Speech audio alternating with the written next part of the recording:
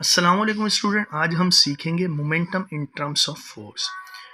Force के हिसाब से या फोर्स के टर्म में मोमेंटम किस तरह से लिखा जाता है, ये टॉपिक हम कवर करेंगे। जैसे इम्पल्स, सबसे पहले जे से डिनोट करें इसे। इम्पल्स क्या है? Change in momentum is called impulse. जैसे मोमेंटम अगर चेंज होता है, जैसे पहले 20 था फिर 40 हो जाए, अब इसमें जो चेंज आया वो 20 चेंज आया, 20 जो चेंज आया उसे इम्पल्स कहेंगे। या हम इसको यूं भी डिफाइन किया करते हैं, the product of force and time is called impulse. Force को अगर टाइम से मल्टीप्लाई किया जाए तो उसे भी इम्पल्स कहते हैं। इम्पल्स डिनोटेड बाय जे, जे से डिनोट करते हैं। और इम्पल्स का जो फॉर्मूला है हमारे पास, impulse is equal to change in momentum. Change in momentum is called impulse. Impulse को जे से लिख रहे हैं, चेंज इन मोमेंटम को डेल्टा पी से लिख रहे हैं। अच्छा, उसके बाद दूसरा फॉर्मूला, इसी को ही अगर हम खोलकर लिख लें, final momentum minus initial momentum, ये भी इम्पल्स का फॉर्मूला है। और इस मोमेंटम को, फाइनल मोमेंटम को एम वी एफ और इस इनिशियल मोमेंटम को एम वी आई लिख सकते हैं। तो ये भी मोमेंटम का फॉर्मूला है। इसी तरह से अगर इनमें से एम कॉमन ले लिया जाए, वी एफ माइनस वी आई, ये भी इम्पल्स का फॉर्मूला है। और इसी तरह से हमारे पास J is equal to force multiply by time, ये भी इम्पल्स का फॉर्मूला है। ये भी इसी वीडियो में देखते हैं कैसे बना। अच्छा, उसके बाद हमारे पास होता है SI unit of impulse is newton into second और केजी मीटर पर second, same as momentum. Momentum का यूनिट और इम्पल्स के यूनिट जो है वो बिल्कुल सेम है। ये बहुत बार MCQ आ चुका है। इसी तरह से अदर यूनिट्स में आता है ग्राम सेंटीमीटर पर सेकेंड स्क्वायर, और हमारे पास हम कह सकते हैं इनटू सेकंड। ये जो है CGS सिस्टम में मोमेंटम का यूनिट है। और ये जो ग्राम सेंटीमीटर पर सेकंड स्क्वायर डाइन के इक्वल है। सेकंड ऐसे का ऐसा, डाइन इनटू सेकंड भी आप कह सकते हैं। हमारे पास ये जो है यूनिट है मोमेंटम के और इम्पल्स के, सेम इन CGS सिस्टम। उसके बाद FPS सिस्टम में क्या यूनिट होगा? FPS सिस्टम में हम कह सकते हैं पाउंड इंटू सेकेंड। ये FPS सिस्टम में इम्पल्स और मोमेंटम का यूनिट है। उसके बाद हम डायमेंशन देखते हैं। डायमेंशन जो है ML-T-1 डायमेंशन है इम्पल्स की, जो सेम एज मोमेंटम, मोमेंटम की डायमेंशन जैसी ही है। उसके बाद इम्पल्स जो है वेक्टर क्वांटिटी है।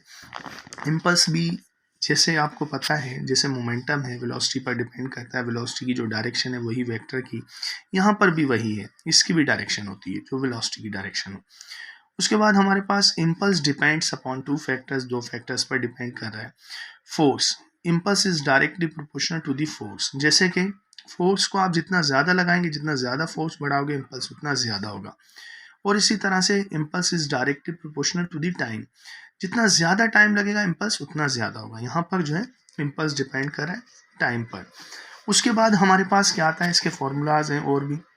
फार्मूला फॉर इम्पल्स जैसे हमारे पास आ जाता है फोर्स मल्टीप्लाई बाय टाइम। इससे अगर फोर्स निकालनी हो तो हम लिख सकते हैं J/T। ये फोर्स का फॉर्मूला है, change in momentum divided by time. या हम यूँ कह सकते हैं impulse upon time, ratio of impulse to time is called force. इस तरह के MCQ बहुत बार आते हैं। उसके बाद नंबर थर्ड, टाइम का फॉर्मूला निकालना हो तो impulse divided by force is equal to time. अच्छा, अब एक MCQ इस तरह से आता है, for a free falling body, अगर कोई चीज़ ऊपर से नीचे गिराई जाए उसका चेंज इन मोमेंटम किसके इक्वल होगा? Change in momentum is equal to, for a free falling body, J is equal to F multiply by T। F force है, आपको पता है फ्री फॉलिंग जो बॉडी है उसके लिए जो हमारे पास फोर्स की जो इक्वेशन होगी वेट वाली mgt, तो हमारे पास इम्पल्स बराबर हो जाएगा ऊपर से नीचे गिरती हुई चीज़ का mgt। ये हमारे पास जो है force is equal to weight, या हमारे पास जो है mg।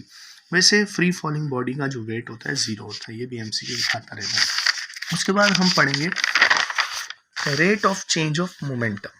ये फोर्स होता है, ये भी MCQ बहुत बार आते हैं। Rate of change of momentum is called force. ये दोनों में फ़र्क याद रखना, change in momentum is called impulse, rate of change of momentum is called force.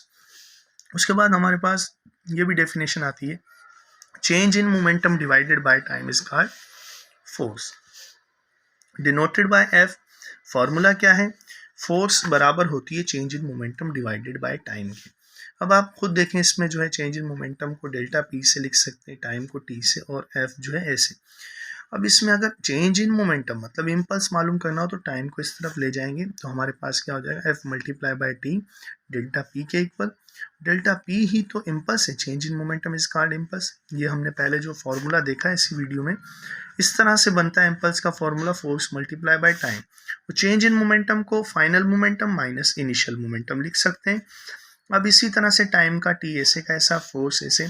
अब इसको फाइनल मोमेंटम को एम वी एफ और इनिशियल मोमेंटम को एम वी आई से लिखा जा सकता है। एम कॉमन ले लेंगे, V F minus V I बच जाएगा ब्रैकेट में। अब ये आप देखें, V F minus V I upon T किसके बराबर होता है, V F minus V I upon T acceleration के। तो इसकी जगह पर एक्सेलरेशन लिखेंगे, mass multiply by acceleration is equal to force.